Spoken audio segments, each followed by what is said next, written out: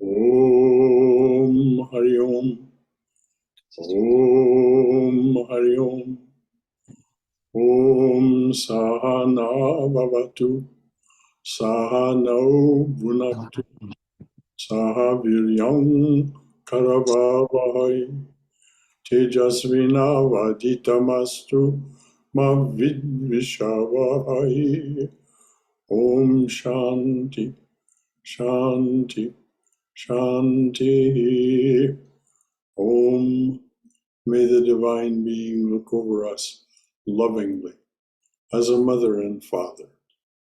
May the Divine Being support and nourish us as a mother and father. May we have the strength and skill to study together the art of spirituality. May no misunderstandings arise amongst us. Om, peace, peace. Peace be unto thee and to us and to all your beloved children everywhere. Om Hari Om Tat Sat, dearly beloved, make it so. So, welcome everyone to our Wednesday evening class, where we are reading and discussing Swami Prabhavananda's collection of talks published as Realizing God. It was edited together by his great disciple Edith Tipple, Nalini. Nothing more need be said about that. But it is, if we have ever been casual or just taken the word Om for granted after listening to what the Swami has to say about it, that will no longer be possible. So before we start, is there anything that was left undiscussed that you wanted to discuss from some prior session of this or another class? Anything at all that you would like to comment on or have a question about? All right, so Brahmadas, please just start with Swami Prabhavananda's discourse on Om. Okay. Weird coincidence. I opened the book and opened right to that page that said Om. How likely is that to happen? Well, it's just the divine winking at us. Okay. From the earliest Vedic times until the present day, the syllable Om has been considered an aid to meditation and to realizing our oneness with the divine. In the Avartha Veda, we read, "The word is the eternal word, and the word Om is the seed of all knowledge and power." In the Katha Upanishad, we read, "Of that goal which all the Vedas declare, which is implicit in all penances, and in pursuit of which men lead lives of continence and service, of that will I briefly speak. It is Om. This syllable is indeed supreme. It is the strongest support. He who knows it is revered as a knower of Brahman." We read in the Mundaka Upanishad, the method of meditation: "Affix to the Upanishad the bow incomparable, the sharp arrow of devotional worship, then, with mind absorbed and heart melted in love, draw the arrow and hit the mark, the imperishable Brahman. What is the bow? Om is the bow. The arrow is the individual being, and Brahman is the target. With tranquil heart, take aim. Lose thyself in him, even as the arrow is lost in the target." Would you read that over from the beginning of the Mundaka Upanishad's instructions, please?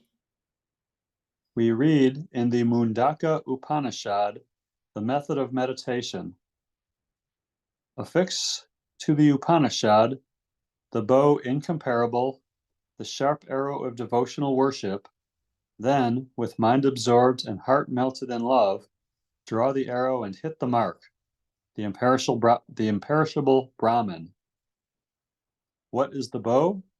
Om is the bow. The arrow is the individual being, and Brahman is the target. With a tranquil heart, take aim. Lose thyself in him, even as the arrow is lost in the target.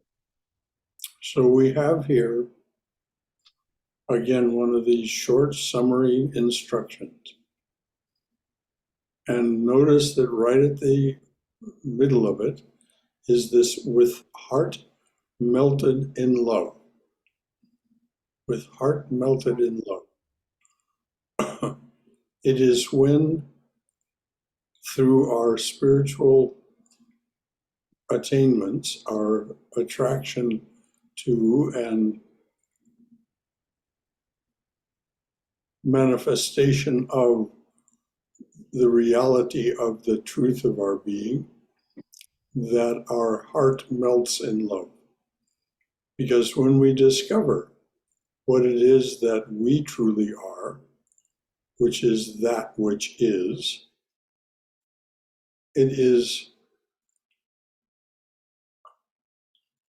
heart meltingly lovable. Now, until we discover this, this is a great mystery, one of the great mysteries. How can it be so? How can something which seems so far away, which seems so not of our everyday experience, how can it be that lovable, that the heart would melt in love? And yet this is what the sage who gave us the Mundaka Upanishad says is the truth. So is there anything else from anyone about that particular aspect? Anything that you would like to comment on or discuss? When you realize who you are, you realize who everyone else is. And, and then, what the Swamis talk about, it's all really self-love. And love is love for the divine, and it comes full circle when you realize yourself as the divine, and that self-love is for the divine, and that all the other people are that same self. So if you love the self, you love them. Very well said. And you accurately paraphrased what the Swamis say. It is all a love of the self. This is what Sri Ramakrishna says. Also, the self has its form or formless being inactive, Nirguna Brahman or Nirguna Atman, and then it has its active side, Saguna Atman or Saguna Brahman. This is normally thought of as the divine feminine, this Nirguna Saguna Atman or Saguna Brahman, and is intensely lovable. Sri Ramakrishna was head over heels in love with the Divine Mother, which he worshipped as Kali. And so much so that people thought him mad, including his early close disciples like Narendra. So love of the self is heart melting when we understand what the self is. Even when we begin to get some glimpses of it, it is startlingly compelling. Thank you, Brahmadas, Bhagavan Das. Anything else from anyone? I think that's the key to overcoming the subjectivity towards others also, is because if that love pushes out every other thing to where you love others as much as the self, knowing that that self is the Atman, then there really isn't any, it's kind of like it's maxed out. The cup is overflowing. There is no room for subjectivity. Precisely, which is why Christ said, love thy brother as thyself. It is the same message. There is no room for subjectivity, seeing the other as other, when you love them as the self. Well said.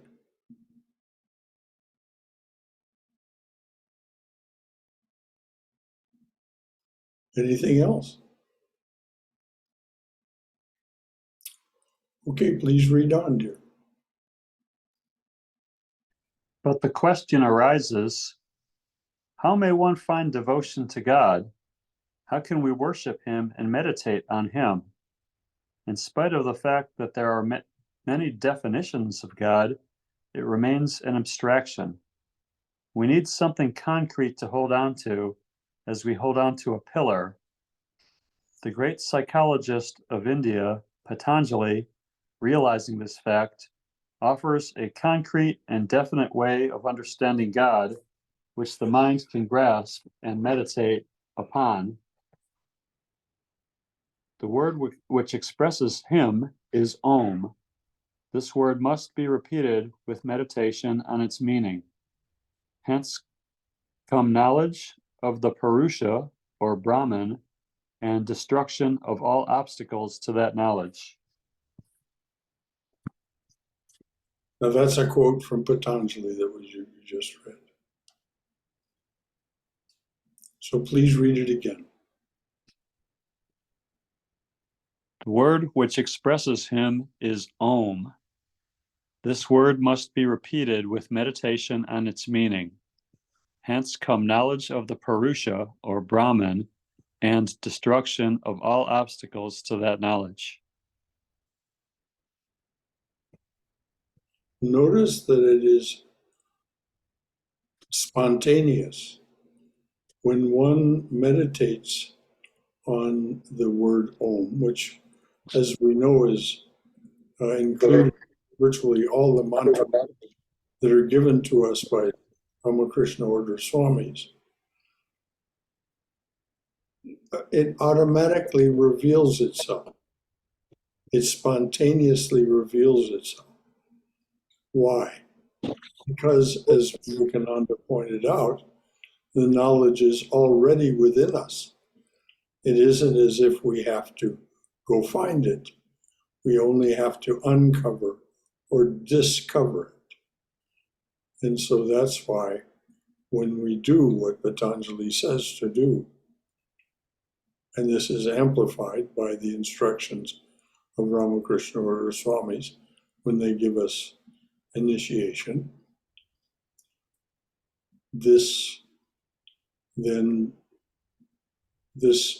the whole of what is objective or the Purusha reveals itself slowly and slowly over many years of spiritual practice.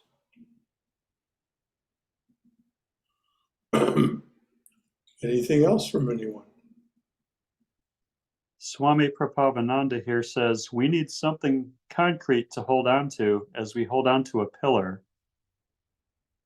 I like that imagery because sometimes you're like during meditation, you have 1,000 different thoughts pulling you in every direction. And the mantra gives you something to hold on to as these thoughts and emotions pull you in every direction. Yes. Once again, as we might expect, the image, the metaphor is borrowed from Ramakrishna, who says, hold to the pillar of your spiritual practice with one hand, and then dance around the pillar, waving your other hand, doing the necessary things of life. So this is the pillar that the Swami speaks of. We need that pillar. Mhm. And the pillar is our spiritual practice, which is given to us by a teacher.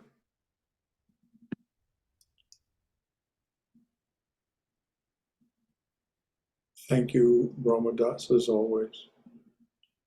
Anything else from anyone?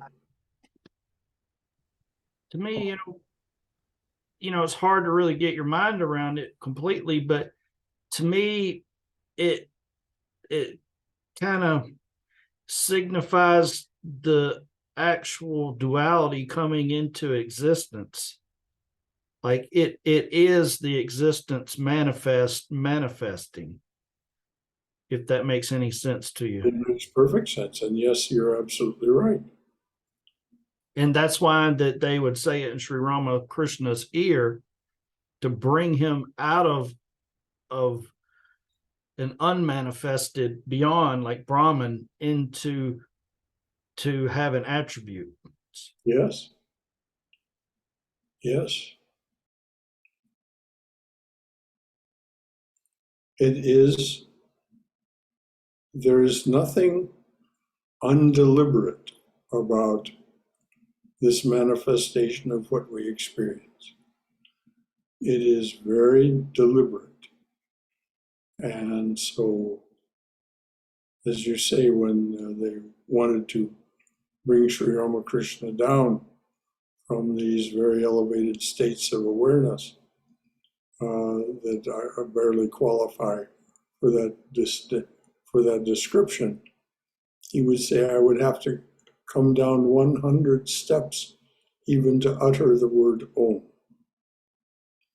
So that's how profoundly realized he was, and why we can take so seriously what he offers to us as instruction. Because it doesn't come from some imagination or he thought it up. No, it is this discovery. This, and of course, he was working in his discovery in the realm of the infinite. We can listen with great heartfelt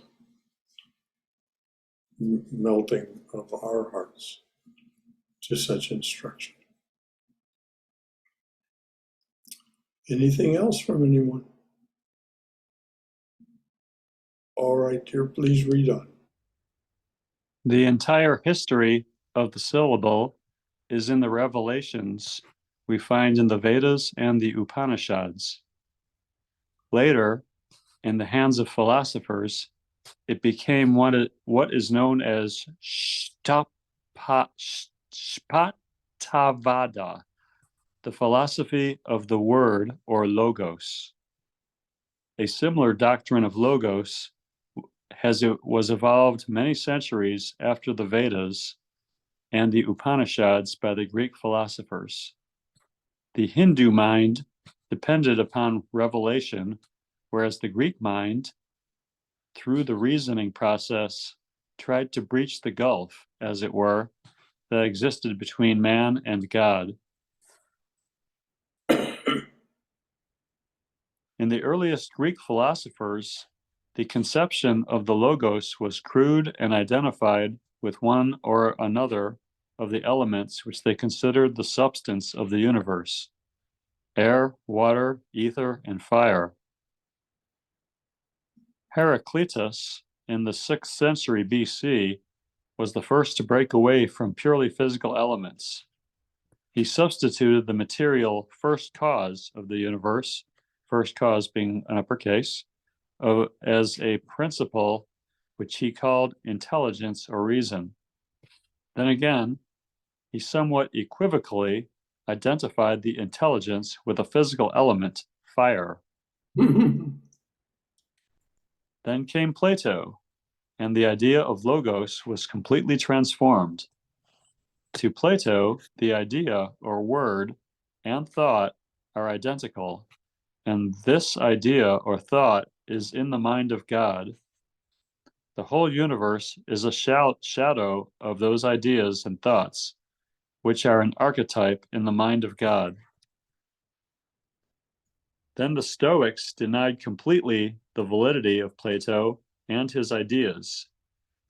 They fell back upon Heraclitus's element of reason or intelligence, minus the physical element of fire. Reason, according to the Stoics, is within each individual, immanent, and with this reason properly used, one can reach the ultimate reality with an uppercase R.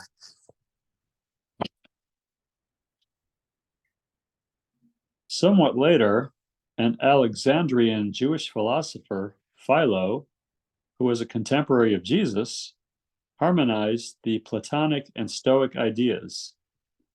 He accepted what the Stoics pointed out as reason or intelligence being immanent in all beings and things. Thus he, being a Jew, accepted the Platonic idea of a transcendental God. Thus his description of the Logos as mediator between God and man and the world reflects two sources, the Greek and the Jewish.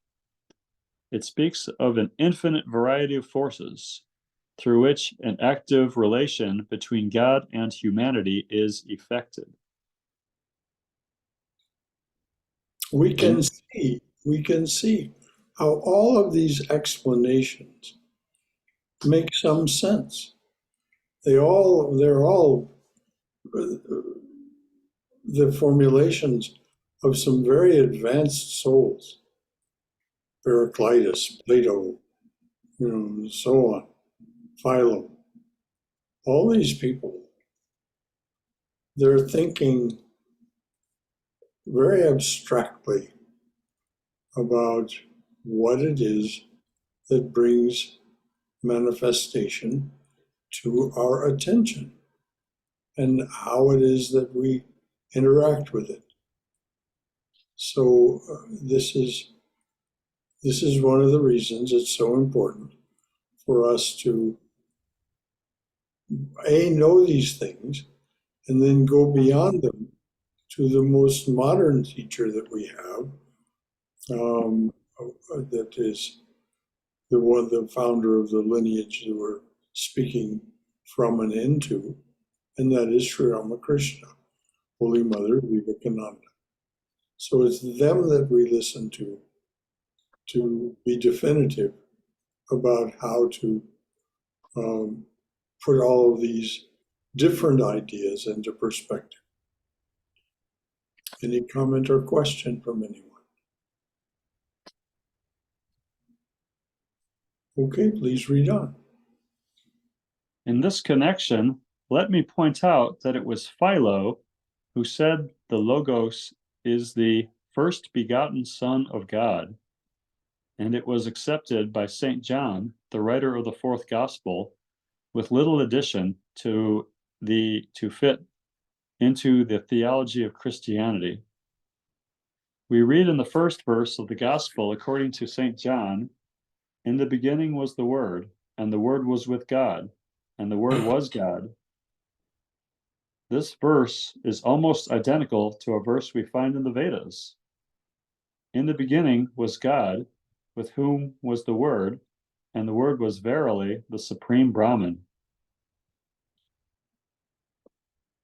The Christian Logos, as we read in the fourth Gospel, was made flesh and dwelt among us, and we behold his glory, the glory as of the only begotten of the Father, full of grace and truth. The Christian Logos was thus incarnate once in the person of Jesus, whereas the Sphota of the Hindus is and will incarnate itself not in person only, but in all things and all beings throughout the universe, each of whom may directly realize God through the power of Sphota, S-P-H-O-T-A, or the word Om.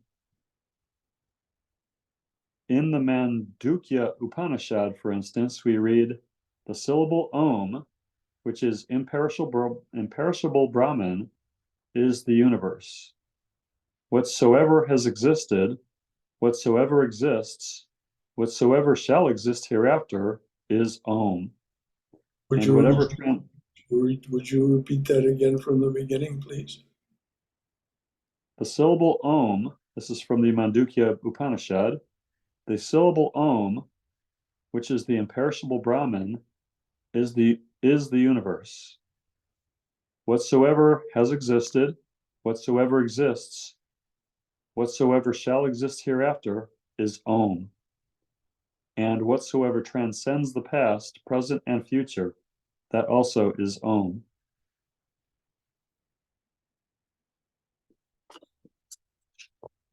That fourth, that there's past, present, future, and then there's the fourth, Turiya. And it is to this that we ascend or transcend when we practice our spiritual disciplines very deeply and sink into the silence that is beneath all of our thoughts and feelings and emotions and perceptions. Those don't go away, they continue. We simply sink beneath them and we come to this grasp that is spoken of here. Any comment or question? And when they say Sphota, Sphota, God through the power of Sphota, or the word Om, Sphota is the mantra, Om? Is that what he's implying? That is just another, it is a way of referring to Om, like we refer to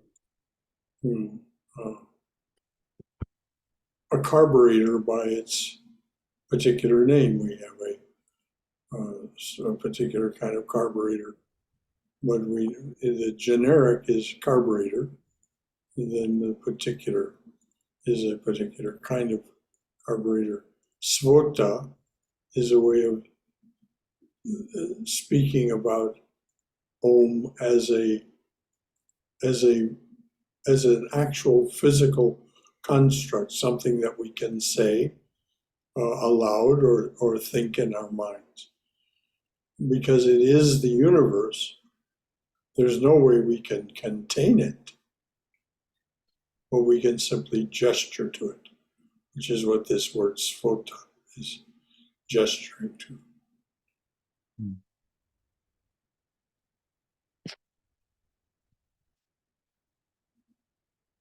Anything else? All right, please read on. You cannot have the idea of God without the word which expresses God. Languages may be different, but the word must express the same. Why should this word necessarily be Om? The Hindus reply that God is a basic fact of the universe, which must be represented by the most basic, the most natural, the most comprehensive of all words. They claim this sound is Om. It contains the three letters A, U, M. To quote Swami Vivekananda, the first letter is A, the root sound, pronounced without touching any part of the tongue or palate. M represents the last sound of the series, being produced by closed lips, and the U, or U, rolls from the very root to the end of the sounding board of the mouth. Thus, Aum, A-U-M, represents the whole phenomena of sound producing. Om is not a Sound producing or vibration producing is what manifests the universe. The universe is made of vibration. Both the most ancient sages like Vasishta and the most modern of physicists like Don Lincoln of Fermilab and CERN, that big collider in Switzerland, they agree that there is no thing outside of our skin. It's all vibration. And this incredible machine that we that is our embodiment, converts all of that, those fields of vibration, into what we experience. That's what we just heard about. So I'm going to ask you to read that again, because this is what we're doing. To quote Swami Vivekananda, the first letter is A, the root sound, pronounced without touching any part of the tongue or palate. M represents the last sound of the series, being produced by closed lips. And the U, or oo, rolls from the very root to the end of the sounding board of the mouth. Thus, Om represents the whole phenomena of sound producing. Sound producing or vibration producing. Indeed, it does. And even just reading the word aloud seems to affect me and give me a feeling of peace. It is a powerful. It is powerful. And anyone who repeats it, all you have to do is sit and for 5 minutes repeat Om. If you actually do that, if you can have the control of the mind to continuously repeat the word Om for 5 minutes, you will see what a remarkable effect it has on your awareness and on your sense of what is so. Which is why it's contained in the mantras that are given to us by the Ramakrishna Order Swamis. Because we're then told to repeat the mantras for a certain number of times, which will normally take longer than 5 minutes.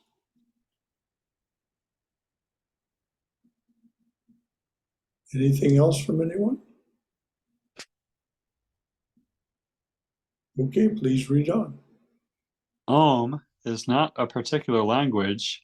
It is not a Sanskrit word or a Greek word, but it is universal, the mother of all words, all sounds. The mystic, whether Christian or Muslim or Buddhist or Hindu, can hear this cosmic sound Om vibrating in the universe. When your mind becomes tranquil, when it becomes concentrated, there are different sounds that can be heard. Ultimately, you hear the sound Om vibrating. What matters most is the appreciation of the power of the word. According to Hindus, God is infinite, and infinite are his expressions. As such, the same God, the same reality, has many names. But when a Hindu receives a mantra, the sacred word, whatever the chosen ideal, the word Om is added to it to show that this chosen ideal represents the eternal reality, the unchangeable, imperishable Brahman. But again, Hindus do not insist that you cannot realize God without the help of the word Om. Various are thy names, O Lord. In each and every name, thy power resides. We must remember that the name and the chosen ideal are identical. In other words, the moment you chant the name of the Lord, the presence of the Lord is there. Let's hold that in mind for a moment. The moment you chant the name, the reality of that name is there. Sri Ramakrishna emphasizes this over and over. Holy Mother does as well. There is no difference between name and form. No difference between the vibration and the reality. So if you say Sri Ramakrishna, you are manifesting Sri Ramakrishna in that moment.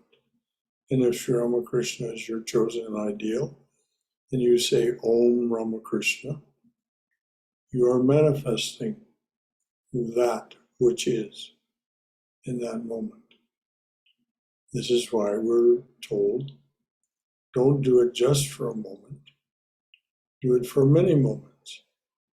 And finally, it overwhelms the chatterbox mind. It doesn't mean that chatterbox mind is a bad thing.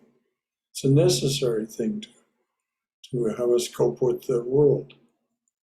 But it certainly is a limited thing. And so to transcend this limitation, we do these spiritual practices, and they lead to transcending and leaving below, so to speak, the chatterbox mind to continue to do its work. Any comments or questions about any of that?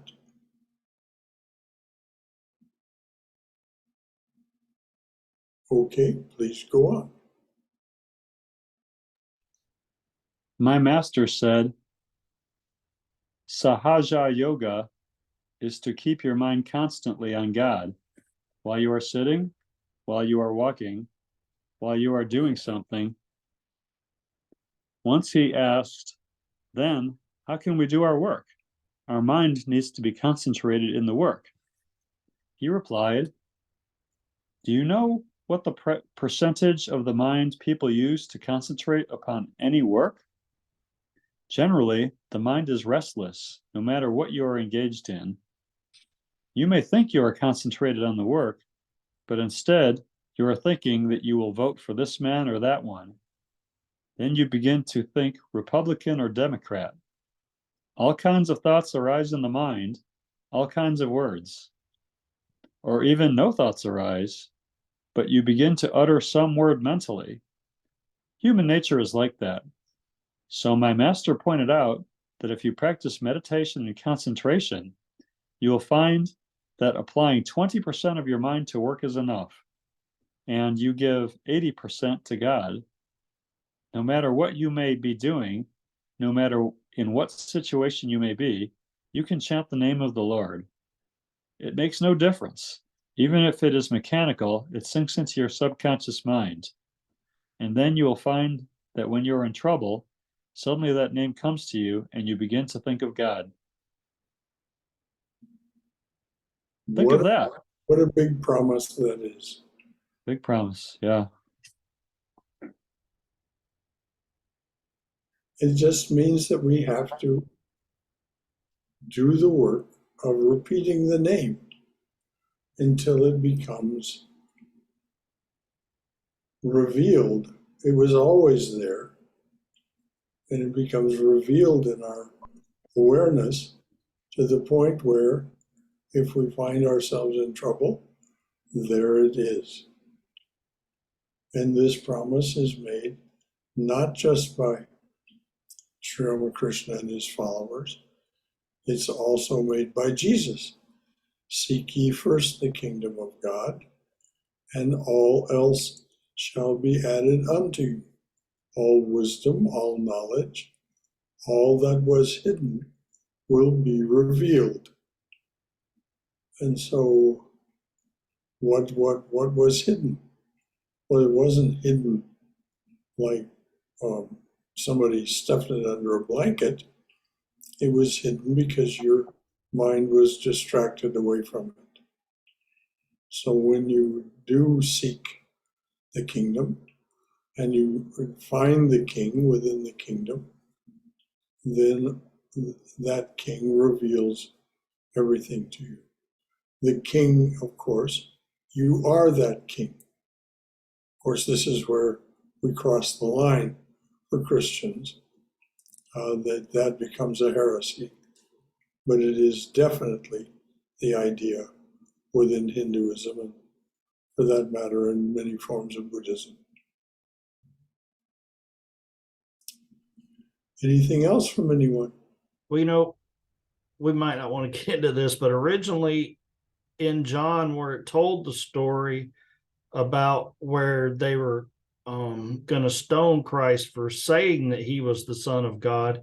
They actually changed the language. And if you look in King James, it's in italics.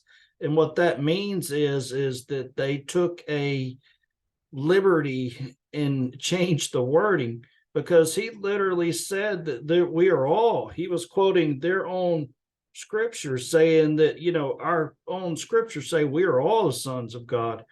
And they changed it to where it was him singularly in latter times and totally changed the message.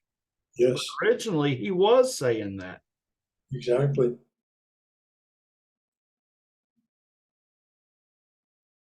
Yeah, it's interesting how, Jesus spoke Aramaic. He didn't speak Hebrew, he spoke Aramaic. But the Aramaic was translated into Hebrew and then into Greek and then into the King James Version. And by that time, we have this distortion. But you're absolutely right. You're absolutely right, Bhagavantas. That is exactly what happened, according to the scholars. How joyous.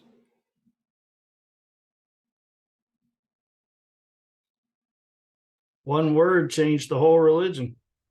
Yeah. And of course, they ultimately didn't stone him to death. They assassinated him another way because he embarrassed them.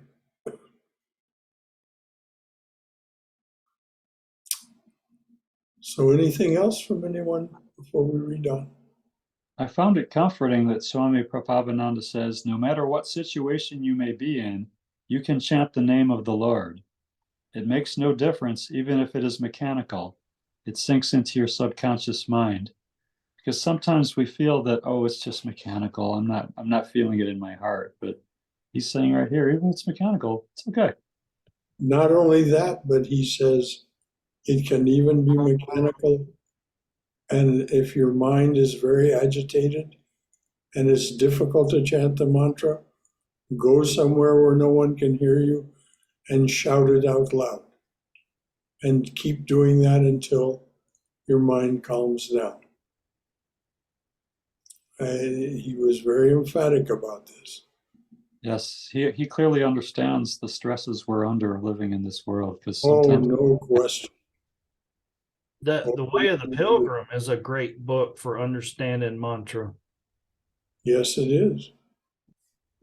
And it's one of the books that Swami Prabhavananda recommended to us, all of his disciples. He would say, read that book. And he made sure that the bookshop there in Hollywood always had a supply of not only The Way of a Pilgrim, but The Pilgrim Follows His Way, the subsequent book, the follow-on book. Exactly. Mantra isn't just something that is known to the Hindu or Buddhist mind. It's very much a part of Orthodox Christianity, Russian Orthodox, Armenian Orthodox.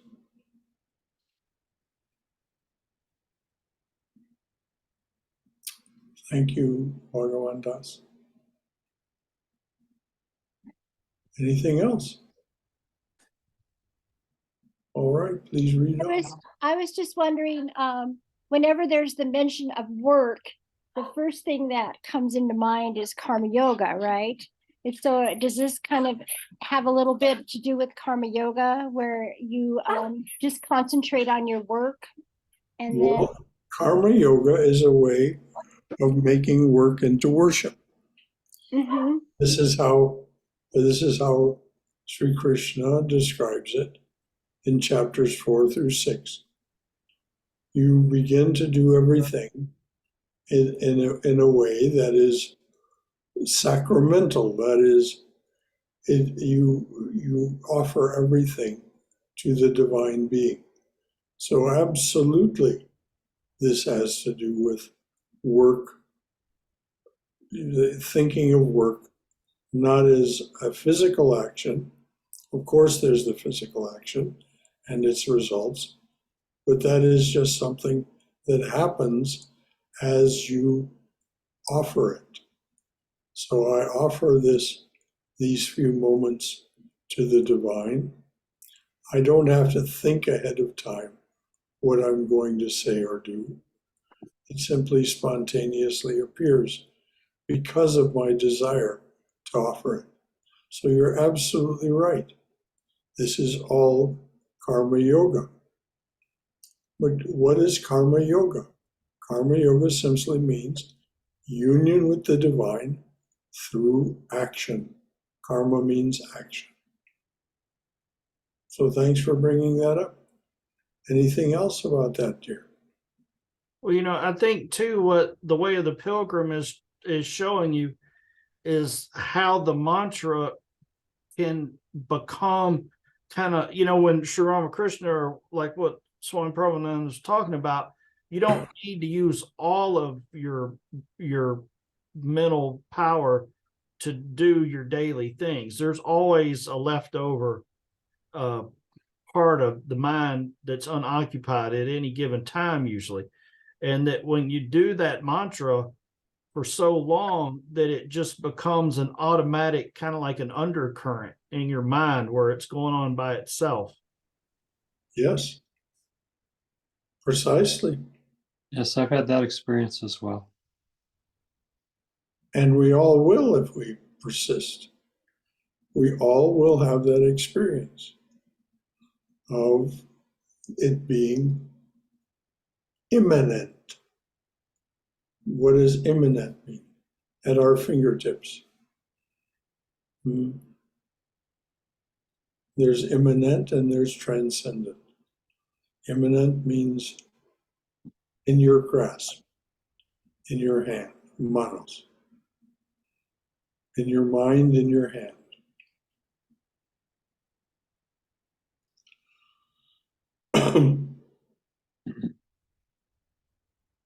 Anything else from anyone? Thanks for bringing up the karma yoga. That is a wonderful tie-in to this, because all of us are doing that right now. We're doing the karma yoga of studying, reading, and discussing the book Realizing God. It is a form of karma yoga.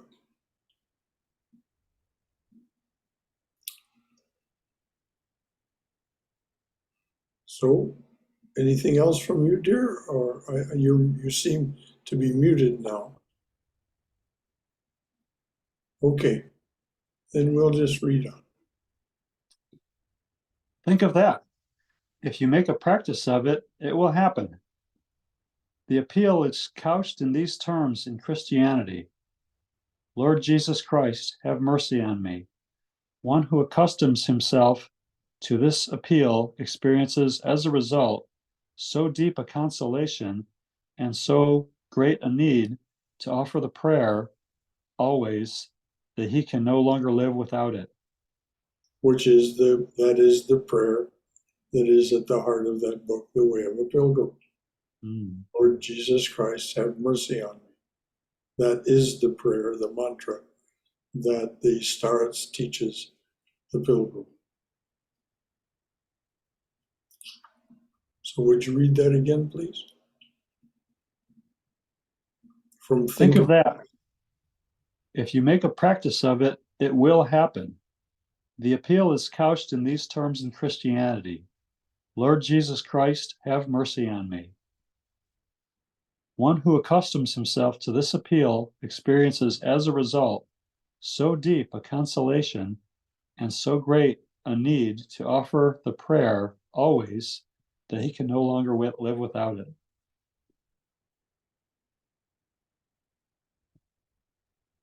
And it will continue to voice itself within him of its own accord. Hey, weren't we just talking about that? Yes. Many so-called enlightened people regard this frequent offering of one and the same prayer as useless and even trifling, calling it mechanical and thoughtless conception of simple people. But unfortunately, they do not know that the secret, which is revealed as a result of this mechanical exercise, should we say that? But unfortunately, they do not know the secret, which is revealed as a result of this mechanical exercise. They do not know how this frequent service of the lips imperceptibly becomes a genuine appeal of the heart, sinks down in the inward life, becomes a delight, becomes, as it were, natural to the soul, bringing it light and nourishment and leading it on to union with God. And that's what's meant by discovering or uncovering. It's always there. But when we do our practice slowly and slowly, imperceptibly, it reveals itself. Not because it was brought from somewhere else, a scripture or a teacher, but because it was always there, and the scripture and the teacher were referring to it. Any comment or concern about that? Okay, please read on. Okay, that ends the paragraph on Om. So we have about 10 minutes. Shall we move on to Brahman Shakti? Each of these is a self-contained talk. Okay. So we finished reading the talk on Om.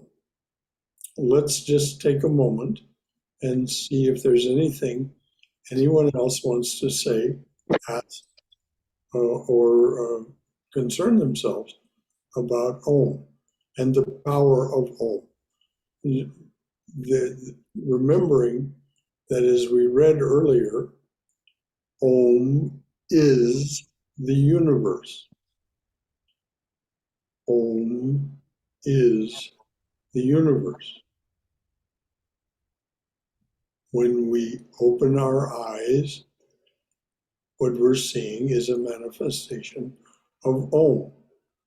When we hear with our ears, what we're hearing is a manifestation of Om. When we taste with our taste buds, or feel with our skin, or smell with our nose, we are smelling the manifestation of Om. It is all Om.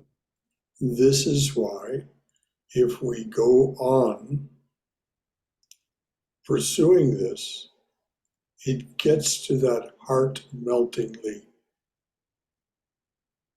or that heart melting point where love is what is another name of God, we're told. And it's in the term Satchidananda. Bliss or love is the name of God.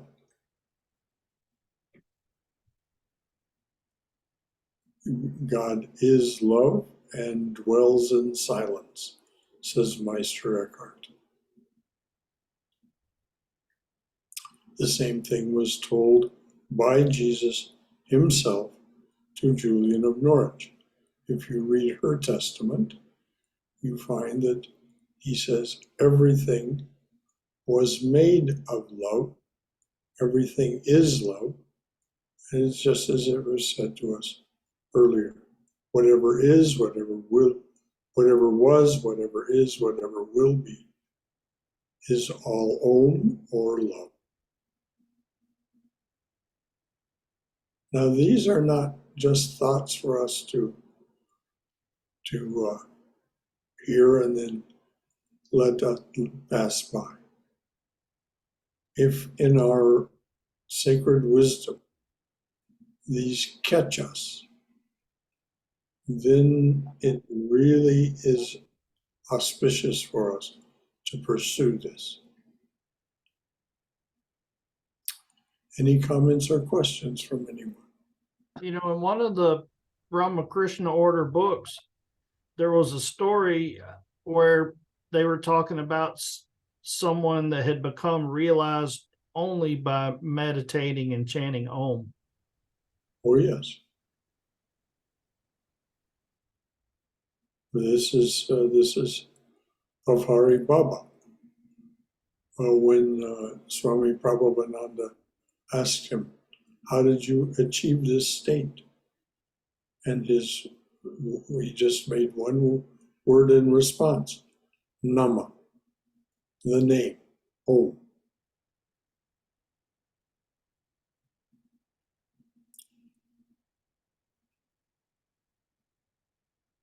And going to this karma yoga that was mentioned earlier, there's a story in Swami Vivekananda's book, Karma Yoga, about a man, a butcher actually, one of the lowest castes that exist within the Hindu framework of caste. He had achieved full illumination by doing nothing more than serving his aging parents. That's all he did. He served his clients, who trusted him completely, and he served his aging parents. That's all he did. He did his work during the day for clients who never questioned him. If he said, this is how much this is, and this is how much you should pay me, they never haggled with him. They simply paid it. And when he went home, he took care of his aging parents and became an illumined soul. So these are the stories that fill our eyes and ears when we study. If I could bring to something that I had just read in the life of Sri Ramakrishna, Please. On page 462, it said, this is Ramakrishna, I guess, the advice to his young disciplines destined for a life of sannyasa was different from those given to the household devotees. It was for this reason that in general directions, we find him being Ramakrishna, saying the path of devotion as chalked out by Narada, consisting of the chanting of the Lord's name and so forth, is the only way in this Kali Yuga. I thought that was very interesting. Well, yes, that's exactly what he said to the householders, to the young disciples, to the young disciples who were to become the renunciates, the young men who became the monks of the Ramakrishna order. He had different instruction. Right. But definitely this bhakti way of going about things, chanting the name of the Lord and his glories. This was quoted earlier from what we read, and it's part of Chaitanya's prayer.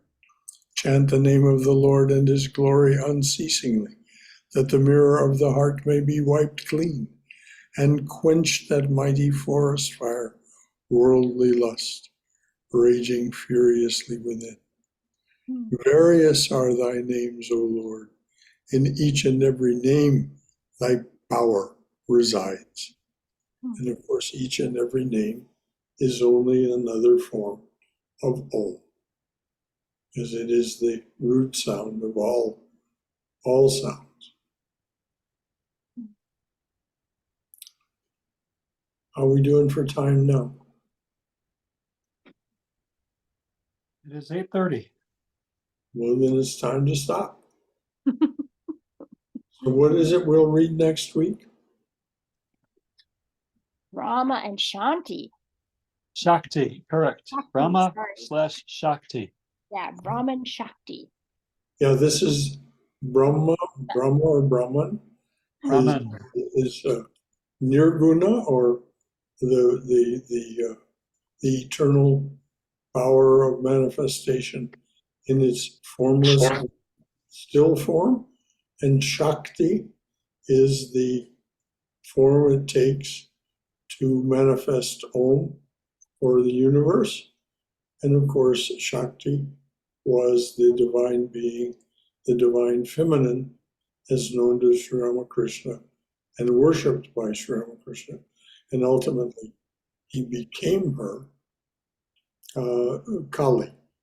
At the end of his life, he pointed to his body and said, there are two here. The mother, by that he meant Kali, and her worshipper, Vishnu.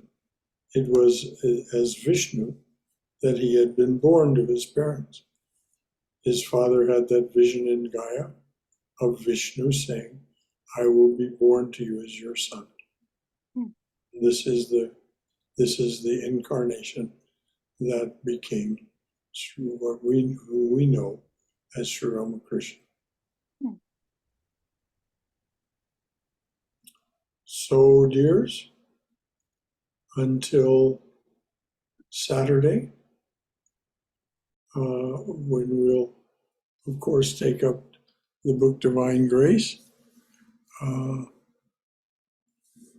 will chant this with our usual chant. Jai Shri Guru Maharaj Ki Jai, Durga Durga Durga. May we be safe. May we be happy. May we be healthy. May we be safe. May we be healthy. May we be cheerful. May we have peace of mind.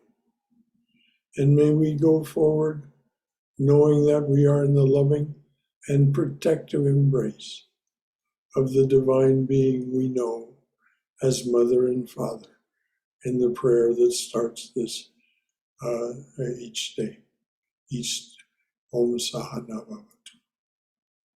That is the Mother and Father referred to.